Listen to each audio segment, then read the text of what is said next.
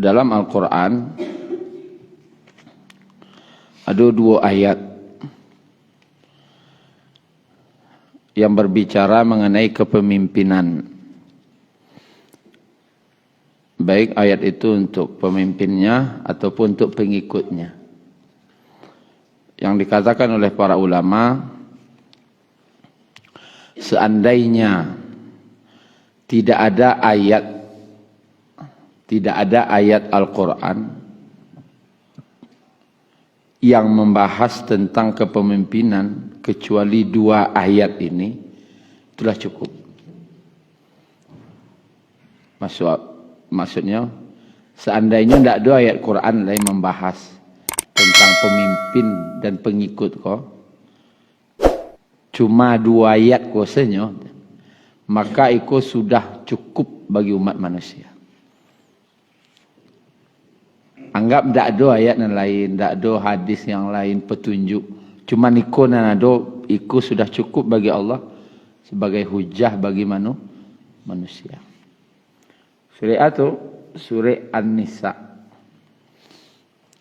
Ayat 58 dan ayat 59. Yang acok kita baca ayat 59.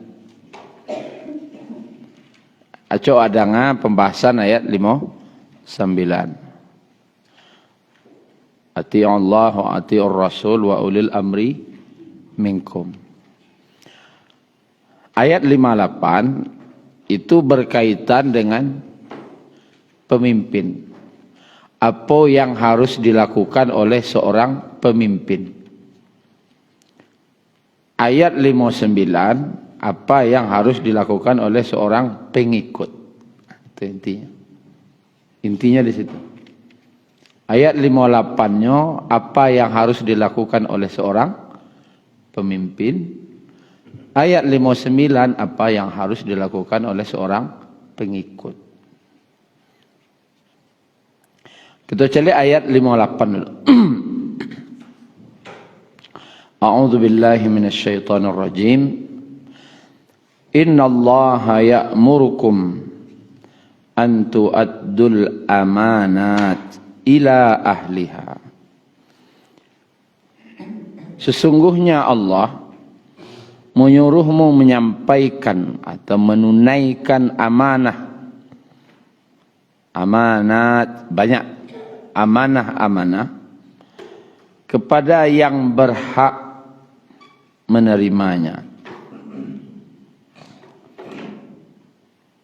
Wa idza hakamtum bainan nas, dan apabila kamu menetapkan hukum di antara manusia, untuk pemimpin, apabila kamu menetapkan hukum di antara manusia, antahkumu bil adl, maka hendaknya kamu menetapkannya dengan adil. Innallaha ni'imma ya'izukum bih. Sungguh Allah sebaik-baik yang memberi pengajaran kepadamu. Innallaha kana sami'an basira. Sungguh Allah Maha mendengar lagi Maha melihat.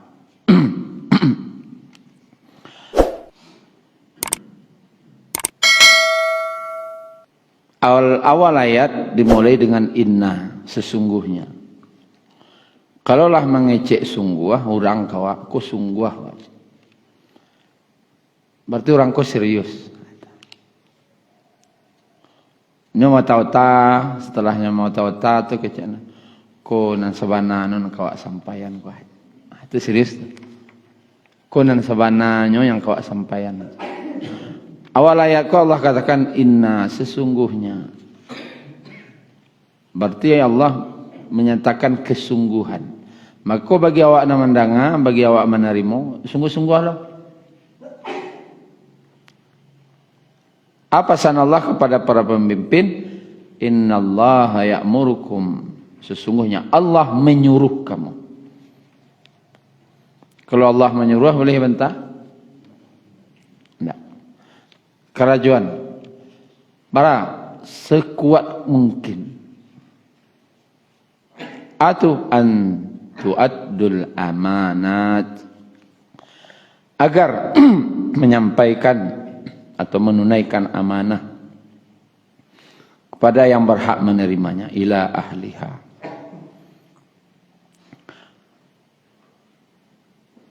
Apa makna amanah di sini Bapak Ibu? Maka harus kita cari tafsir. Apa makna amanah? Yang jelas lawan dari amanah itu apa? Khianat. Arti khianat tidak menunaikan amanah. Maka dibagi oleh para ulama amanah tadi. Amanah itu intinya adalah hak dan kewajiban. Itu inti kalau bahasa awaknya. Kalau bahasa kininya berisi tentang hak dan kewajiban. Berarti seorang pemimpin inyo harus memperhatikan hak dan kewajiban. Kewajiban siap, termasuk dirinya, termasuk orang lain.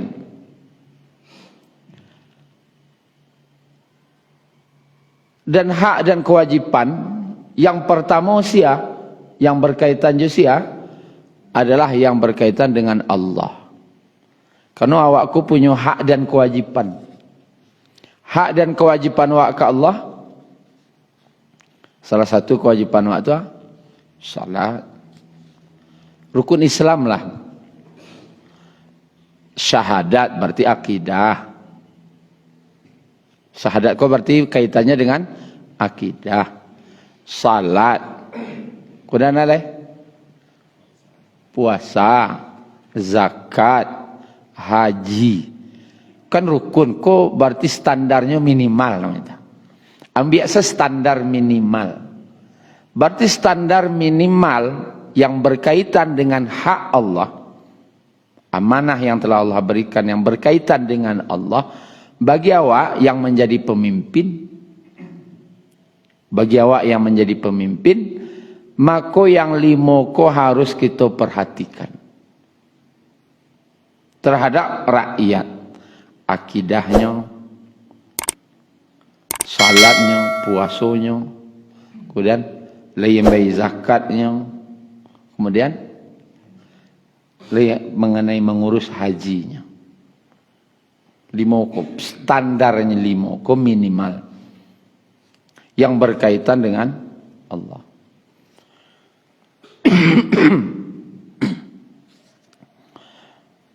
Dan jadi bayangan presiden nyak jorong pemimpin ya untuk menunaikan amanah kepada ahlinya tadi.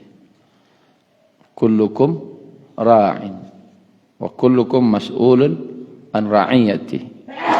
Setiap kamu pemimpin dan setiap kamu bertanggung jawab. Apakah pemimpin dalam rumah tangga? Kalau dalam rumah tangga awak lah, insyaallah kan jadi suami sadanya kah? Berarti na 5 ko tanggung jawab awak ko minimal. Akidah anak, mengenai salat anak, puasanya, mengenai zakatnya, mengenai hajinya, itu tanggung jawab awak. Ada amanah itu berkaitan dengan Nabi atau tentang Nabi, yaitu agar umat itu mengikuti sunnah Nabi. Lah perhatiankah umat kulah jauhnya dari cara petunjuk Nabi atau bertambah dakik je sunnah Nabi. Itu tugas pemimpin. Hak dan kewajibannya. Sampai nanti saketik-ketik no atuh. Nanti pada hari kiamat kata Nabi, Allah akan mengembalikan hak dari seorang hamba yang pernah diambil di orang lain.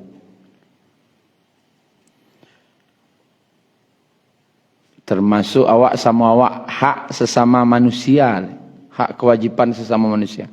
Yang pernah awak buat mengenai hutang piutang misalnya, maka akan dituntut, diminta pertanggungjawaban di akhirat.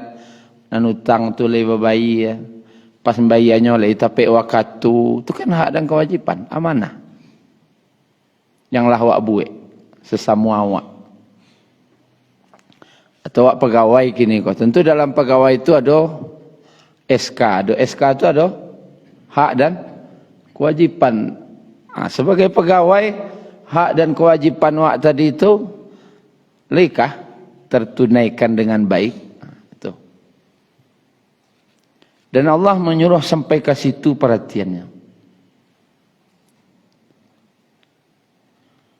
Kalau mikir negara kan kadang awak nalah jadi pegawai misalnya, hak kewajipan awak salamoko terpenuhi dengan baik atau tidak. Kalau tidak, pernah membuat surat awak tidak sakit, kecian sakit, kan ditanya di akhirat nanti. Soalnya awak pergi baralik, cuman membuat sakit kok, membuat awak pergi baralik, izin tu tidak keluar, izin bekoh, misalnya kan. Oh, buatlah sakit. Sampai ke situ nanti akan ditunaikan amanah. Nah, pemimpin memikian itu. Hak dan kewajipan kuat terlaksana dengan baik ila ahliha. Kepada ahlinya kuat agar terlaksana dengan baik. Artinya kalau istilah kepemimpinannya kontrol. Pemimpin tapi juga harus mengontrol lah terlaksana hak kewajipan kau dengan baik. Ada ndak gaji orang lalu bayi ya. Berarti barek saya barek. Amanahku terkait juga dengan janji pemimpin. Dalam tafsir itu termasuk janji. Analah pernah wak janjian ketika wak jadi pemimpin. Beko nantilah jadi pemimpin, lain tak janji itu wak karajuan. Itu amanah. Kalau ndak wak karajuan, salah satu akibatnya nanti di akhirat dalam hadisnya, apa? Dalam hadis Bukhari, nanti akan ada orang yang kepalanya ke bawah, kakinya ke atas. Artinya tagaknya ndak jo kaki dah. Tagaknya jo kepala. Baralah kasusahnya tagak jo kepala. Kini surat tagak jo kepala agak sebentar bah. Baralah mau taluk ni dawak cuba. Aku di akhirat tagak. Dan di duburnya, dipancangkan bendera. Yang di bendera tu gadang-gadang terpampang namanya. Inilah Fulan bin Fulan. Mirip jo baliho tu. Namanya kan buat kadang-kadang sudah. Di akhirat dibuat lo kadang-kadang. Cuman bedanya inilah janji Fulan bin Fulan yang diingkarinya. Janji nambah muki itu batulis itu. Satu janjinya. Dua. Jadi kalau ada apa-apa ibu-ibu nang kaman caleg, bapikirna lu janji ke dibaca tu. Kata lo ada angarajuan nanti wah. Ada nak kawan caleg. Ada lah. Nah kini ada lah. Jadi kalau kau berjanji itu nan jalih-jalih li kata lo salah. Bukan bah nak kata angkek ada itu dah. Bah nak dipilih orang. Janji yang kau disampaikan itu nan janji yang kata lo dah. Karena di akhirat itu pun akan dituntut.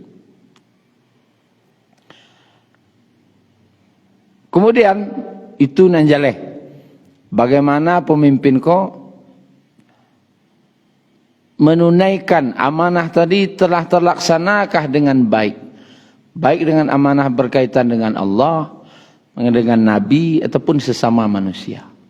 Berjalan tak perintah Allah dan Rasulku di kalangan manusia. Kemudian wa idza hakamtum bainan nas an tahkumu bil adl.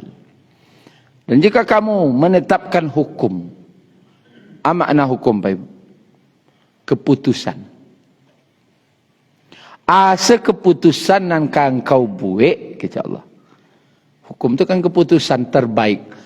Dari sekian banyak usulan, diambillah usulan sebagai keputusan. Keputusan yang diambil oleh pemimpin kau namanya hukum. Apa saja keputusan yang kamu ambil, di antara untuk memutuskan di antara manusia tadi, maka ambillah keputusan itu dengan adil. Lawan dari adil apa Bapak Ibu? Zalim. Kalau tidak adil berarti zalim. Itu saja. Ketika awak sebagai pemimpin memutuskan keputusan, ambillah keputusan itu yang tidak menzalimi orang. Tidak kata ambil dewa rata orang. Kerana bahana di dunia kau wak paso ambil rata orang, di akhirat dibaliknya di Allah balik. Ekor kambing yang ditanduk dulu oleh kambing yang bertanduknya tidak punya tanduk dah. Ditanduknya di kambing yang punya tanduk. Di akhirat nanti Allah agiah tanduk kambing yang tidak bertanduk kau, untuk membalik balik ke kambing yang dulu pernah menanduk. Di dunia bisa saja mungkin wak pemimpin membiak rata orang dengan paksa kah namanya, dengan iko itu. Kalau itu keputusannya zalim misalnya, seandainya itu ternyata terbukti kezaliman, di akhirat kemana rimo juga akan Allah kembalikan hak dari orang-orang yang pernah diambil. Jadi keputusanku Bapak Ibu, wak sebagai pemimpin, jangan menganggap setelah wak putuskan selesai dah wak. Oh enggak, ada cek lagi suak. Untuk mengadili keputusan wak ambil tu lah adil atau tidak. Kalau sampai ke situlah pemimpin kau berfikir, ambo yakin nya takut memutuskan. Takut minimal takut. Wak putuhan kau berkuah di akhirat lekaman putusan kau. Kalau sampai ke situ, Masya Allah, itu yo rasa-rasa punya pemimpin sahabat rasanya. Kediputihan gua, kau ada wawancara ke, gua nampak keputusannya, aku masih berpikir, aku takut, jangan-jangan keputusanku nanti bermasalah di akhiratnya. Kalau ada anak pemimpin ngecek, takut yang bawa, alu yang bawa putihan, lah kalau biko di akhirat bermasalah takut mau. Ambo pikir balik loh. Kalau lah sampai ke situ pikir tu atau Masya Allah. Tapi kalau pikirnya pitih saja, ba proyek nak jalan, ba pitih nak masuk, sakit tu je pikirnya. Atau berisiko sampai ke akhirat. Karena keputusan-keputusan apapun yang Pak buat, Allah surah tu adil. Kalau tidak Pak, di akhirat Allah akan kembalikan.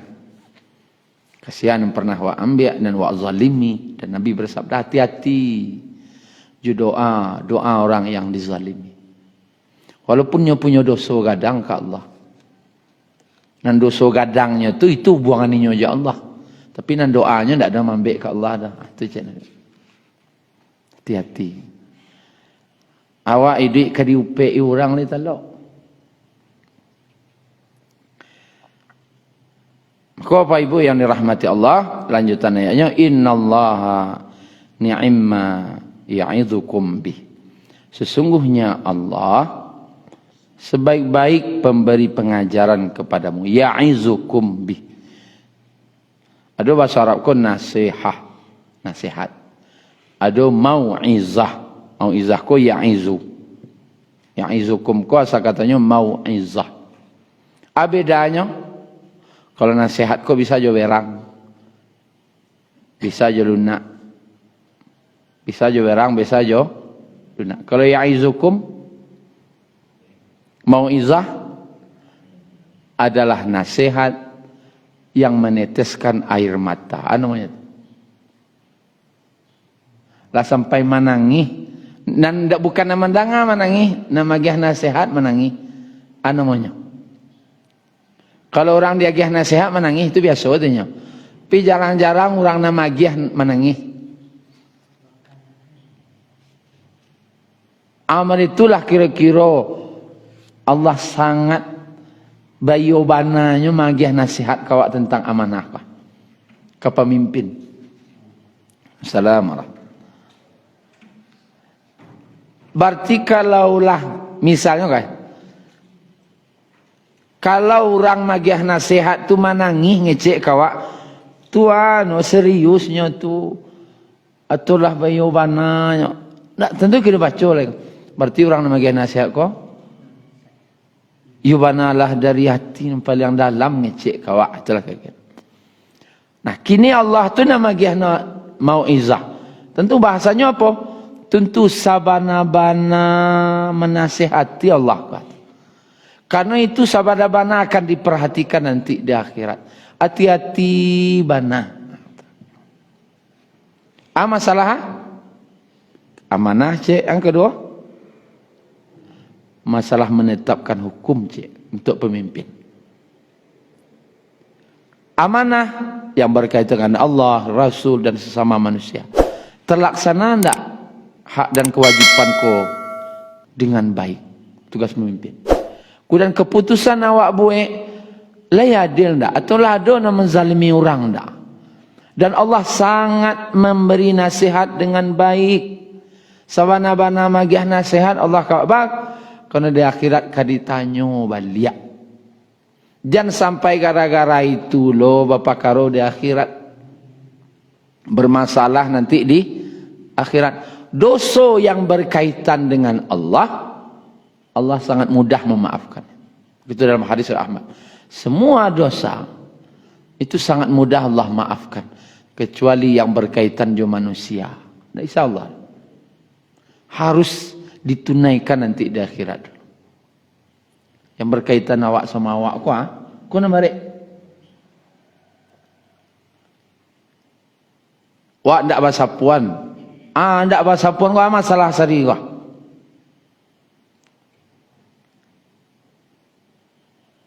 Ya Allah, harapan untuk mudah diampuni itu kadang. Tapi kalau lah awak sama awak nak batangka, aku panjang kajinya. Harus awak sama awak tu menyelesaikan. Sama jutang tak berbayar. Kalau lebih setahun tak ada tertanya oleh. Kan ada orang cek itu misalnya. Berapa tahun hutang dia aja tanya aja oleh konten. Akhirnya lah kena kecil itu. Tak ada minta-minta lah. Rupanya di akhirat dalam hadis At-Tirmidzi, seorang yang berhutang lalu dia tidak membayar hutangnya, maka pada hari kiamat dikumpulkan bersama pencuri, orang maliang.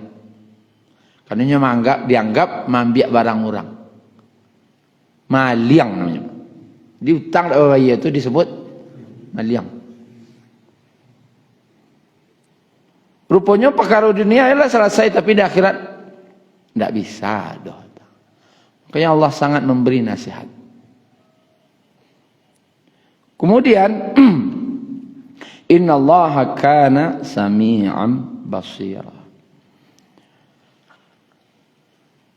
Sesungguhnya Allah adalah maha. Di situ Allah pilih dua dari sifatnya. Mendengar cek, melihat cek. Nama Allah kan banyak. Bako ndak qawiyan aziza, azizan hakima misalnya. Tapi dipilih oleh Allah namanya di situ adalah sami'an, mendengar. Karena berkaitan hak je kewajipan kau muncul orang banyak. Kok hawa hak wak manyo, hak kewajipan wak manyo. Mengenai keputusan pakai orang ketika keputusan tu membuat orang terpakai. Tak dengar Allah, tahu Allah. Dan Allah melihat. Hati-hati.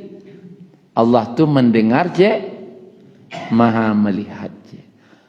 Tahu Allah kejadian kasus di Rempang misalnya kan tenang. Tahu Allah. Betul lah betul indahnya, tapi Allah lah mencaliak. Allah mendengar kecil orang di lapangan, keputusan awak, rapi-rapi awak. Allah maha melihat, maha mendengar. Di akhirat, pertanggungjawabannya tetap ada. Allah nang kamu tihat. Kuda Bapak Ibu yang dirahmati Allah, cuman bedanya kalau mau caliak, tak beda sakit, tak beda banyak nane. Kini di Arab Saudi itu kan sedang perluasan di Masjid Nabawi itu. Banyak bangunan yang dihancurkan ini. Tak tanggung lo kadang. Mirip-mirip lah kasusnya Jerempang Koten, akan dibuat sebuah proyek. Cuma bedanya Saudi kok dibuiannya dulu sampai pindahnya. Rancak lo padonan sabalunnya. Lah sudah sampai pindah. Kok disuruhnya orang kau pindah. Semua orang pindah. Yang sampai lah do. Rancak lo padonan petang. Bedanya itu sebentuknya. Ini rempang kok. Orang suruh pindah, orang sampai pindah. Lalu ada jalan baru ke kapal buik baru. Orang nak pindah. Itu sebenarnya keputusan. Cara memutuskan tadi. Tak beda seketik, tak beda banyak. Kok gantinya di sini? Dewa kan ganti rugi. Di sini kan ganti untung. Digantinya beruntung sudah. Itu mengenai pemimpin tadi itu. Jika kamu memutuskan sebuah keputusan di antara manusia, putuskanlah dengan adil. Jangan sampai ada zalim. Jadi orang tak Saudi ko, lah iya ada perhatian kah? Masalah adil jo zalim ko li adil ko li zalim ko. Perhatian ke situ harus ada. Bagi awak yang jadi pemimpin. Selesai bab pemimpin. Kini awak lain yang pengikut. Ayat 59. Ya ayyuhalladzina amanu atii'ullaha wa atii'ur rasul. Hai orang-orang yang beriman, taatlah kepada Allah dan taatlah kepada Rasul. Wa ulil amri minkum. Dan pemimpin di antara kalian.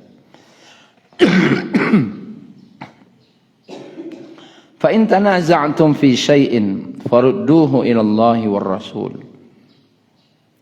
Jika kamu berbeda pendapat tentang sesuatu, maka kembalikanlah kepada Allah dan Rasul. In kuntum tu'minuna billahi wal yaumil akhir. Jika kamu benar-benar beriman kepada Allah dan hari akhir. Zalika khairu wa ahsanu ta'wila. Yang demikian itu lebih utama bagimu dan lebih baik akibatnya. Intinya bagi pengikut, yang pertama taat ke siapa? Ke Allah. Taat ke Rasul. Setelah itu apa? Dan pemimpin di antara kamu. Ketaatan kepada para pemimpin, sebagai Nabi SAW bersabda, ketaatan kepada pemimpin itu kewajiban kamu untuk mendengar dan taat kepada pemimpin itu berkaitan dengan hal yang kamu sukai ataupun tidak. Itu suka atau tidak suka taat. Sanang wa tidak sanang wa, tapi kalaulah itu perintah pemimpin taat. Ini dalam hadis Al-Bukhari. Kecuali berkaitan dengan kemaksiatan. Apabila perintah itu maksiat, apa makna maksiat? Terang-terangan bertentangan dengan Allah dan Rasul, maka tidak ada lagi kewajiban mendengar dan taat. Itu inti. Yang mutlak ati Allah, taat pada Allah, itu mutlak. Ati Rasul, itu mutlak. Tidak ada negosiasi. Ke Allah dan Rasul tidak ada nego-nego. Mutlak ketaatannya. Wa ulil amri tidak ada ati'unya lain. caliak dulu. Itu maknanya. Selagi kepada ulil amri itu ada ketaatan pada Allah dan Rasul, atau minimal tidak bertentangan dengan Allah dan Rasul, maka kewajiban taat itu masih tetap. Kewajiban dengar, kewajiban mentaati, baik itu wak suko atau ndak wak suko. Awak gua maksudnya, awak suko atau ndak awak suko, kewajiban taat itu tetap. Kecuali lah bertentangan dengan Allah dan Rasul. Garisnya di situ. Sampai di situ dulu mungkin kok ada yang bertanya.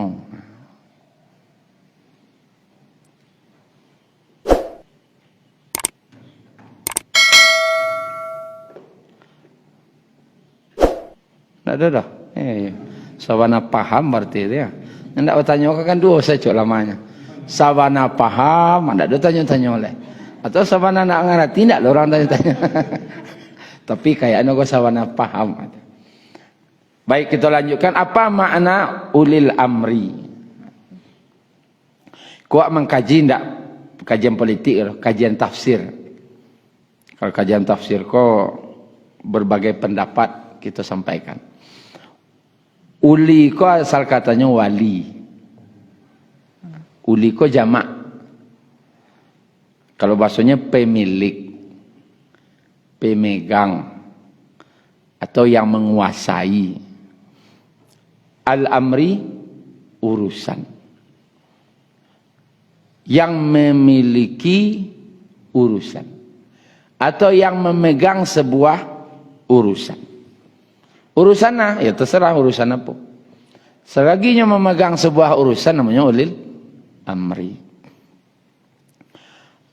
Kesimpulannya ke kesimpulannya saya. Ada 4 kesimpulan makna ulil amri. Siapa yang dikecil? Dalam mata ada 4. Yang pertama yang dikatakan ulil amri itu umara, pemerintah. Pemerintah itu termasuk ulil amri. Syaratnya wilayatul syar'iyah. Kalau pemerintah itu punya wilayah, selagi punya wilayah yang secara syar'i itu diakui, berarti ulil amri. Syukran ya Rabbi, syukran hadaita qalbi, syukran.